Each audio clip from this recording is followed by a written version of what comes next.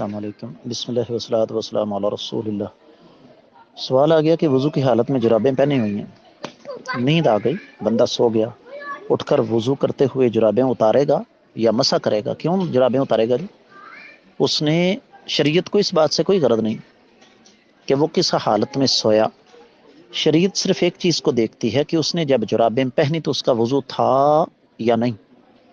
اگر وضو تھا تو اس کو پھر جرابیں اتارنے کی ضرورت نہیں ہے۔ صحیح حدیث میں آتا ہے، اللہ کے رسول صلی اللہ علیہ وسلم کے صحابی فرماتے ہیں، آقا علیہ الصلوۃ والسلام نے موزے پہنے ہوئے تھے، میں اتارنے کے لیے آگے بڑھا تو آپ نے فرمایا دعہما فانی ادخلتہما طاہرتین، ان کو چھوڑ دو کہ میں نے جب ان کو پہنا تھا تو اس وقت میرا وضو تھا۔ اصل چیز یہ ہے۔ امید ہے کہ انشاءاللہ آپ کو سمجھ آ گئی ہوگی۔ واللہ تعالی اعلم۔